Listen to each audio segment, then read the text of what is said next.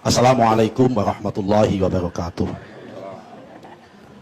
Bapak Ibu sekalian yang kami hormati, umat Islam ini memang biasa ramai. Ramainya umat Islam itu selalu disebabkan oleh dua hal. Kalau nggak salah paham, pahamnya salah. Selalu itu aja. Kalau nggak salah paham, ya pahamnya salah.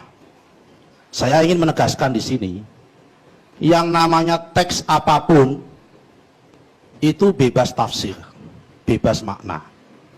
Yang namanya Al-Quran, yang paling sah untuk menafsirkan, yang paling tahu tentang Al-Quran itu sendiri adalah Allah Subhanahu wa Ta'ala dan Rasul. Bukan Majelis Ulama Indonesia, bukan Ahmad Dhani, bukan Daniel Simanjuntak, juga bukan juga saya maupun sama Hamka Haq. Bukan itu. Al-Haqqu min Rabbik. Kebenaran itu hanya datang dari Allah Subhanahu wa Ta'ala. Itu adalah ilmu tafsir. Yang paling tahu tentang teks ya orang yang membuat teks itu sendiri. Dalam ilmu sastra, Mas Fadli senior saya di UI, ada namanya proses kreatif. Yang paling tahu tentang makna puisinya Taufik Ismail, ya Taufik Ismail. Bukan kita menerjemahkan seakan-akan. Karena itu kiai-kiai saya, guru-guru saya, ulama-ulama saya dulu, ketika memaknai Al-Quran saya ngaji, tidak pernah mengklaim dirinya paling benar. Selalu ditutup dengan satu kalimat, Wallahu a'lamu bimuradihi. Bahwa hanya Allah lah sesungguhnya yang paling tahu tentang maknanya, bukan orang lain.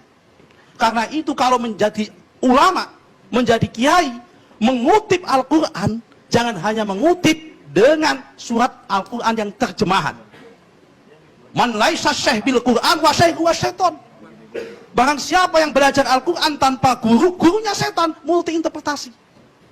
Yang paling tahu tentang apa yang disampaikan si Buyani, ya si Buyani. Guntur bebas menafsirkan. Karena itu perlu tabayun. Malam ini dia menjelaskan, maksud saya nggak seperti itu. Yang paling tahu tentang apa yang disampaikan oleh Ahok di Pulau Seribu, ya Ahok, bukan orang lain. Itu ilmu tafsir, itu ilmu teks, hermeneutik. Karena itu dia tabayun. Dia menjelaskan, dia minta maaf, saya tidak pernah bermaksud menyakiti umat Islam, saya tidak bermaksud mengakukan seperti itu dilakukan.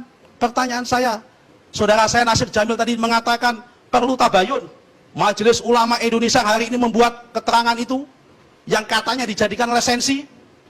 Apakah sudah melakukan tabayun, datang kepada Ahok atau memanggil Ahok? Maksudnya seperti itu.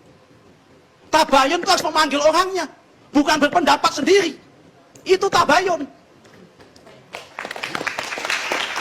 Bukan berpendapat sendiri, itu tabayun. Ini saya sampaikan dengan kebenaran.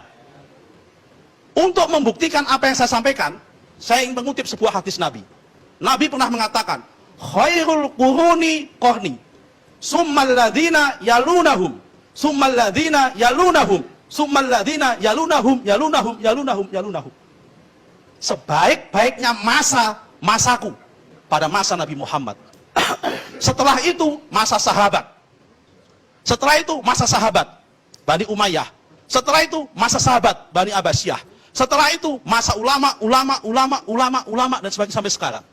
Ini adalah mana derajat kebaikan. Saya ingin bertanya, sejarah membuktikan Pak Karni tidak ngarang. Pada abad Bani Abbasiyah, Khalifah Abbasiyah ke-16, Sultan Khalifah Al-Mu'tadid Billah pernah mengangkat seorang gubernur namanya Umar bin Yusuf, seorang Kristen taat, menjadi gubernur di Al-Anbar, Irak. Apakah di waktu itu tidak ada surat Al-Maidah 51 pada zaman itu? Apakah pada masa itu tidak ada ulama-ulama yang menafsirkan Al-Maidah? Mohon maaf. Apakah ulama-ulama yang pada masa itu kalah soleh, kalah alim dengan ulama-ulama hari ini? Bukti kedua, saya ingin mengatakan, dari semua ayat Al-Quran, terjemahan Al-Quran, hanya teks bahasa Indonesia saja yang memaknai bahwa aulia itu pemimpin. Bahasa Inggris tidak ada. Waktu ada 1 menit. Ya kan? Tidak ada seperti itu. Karena itu Bapak Ibu sekalian, ini semua apa yang disampaikan Ahok itu tidak lepas dari konteks sosial hari ini. Sebelum Ahok dilantik menjadi gubernur menggantikan Pak Jokowi, sudah ada kok. Di ILC ini juga saya hadir. Yang mengatakan menolak Ahok jadi gubernur pada saat itu. Karena juga dengan ayat ini juga. Dan bahkan kemudian membuat gubernur tandingan. Saya ingin mengatakan, Indonesia ini negara Pancasila. Namanya negara Pancasila itu adalah hukum-hukum Islam, syariat Islam adalah harus kita hormati dalam konteks ranah privat. Tapi dalam konteks pengambilan keputusan ada konsensus bersama. Misakon holidon yang namanya Pancasila itu. Di dalam Pancasila sudah jelas Muslim, non-Muslim boleh menjadi pemimpin, boleh menjadi apapun. Karena itu Bapak sekalian, fakta mengatakan yang menggunakan ayat Al-Maidah untuk menolak Ahok hari ini di masjid-masjid itu ada. Jangan mengatakan tidak ada. Di YouTube ada.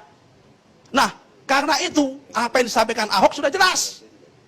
Dia menyampaikan tabayun bahwa apa yang disampaikan itu tidak bermaksud melecehkan maupun menistakan Al-Quran, apalagi umat Islam, apalagi agama Islam. Tidak bermaksud seperti itu. Itu jelas. Yang paling tahu tentang omongan Ahok, ya Ahok sendiri.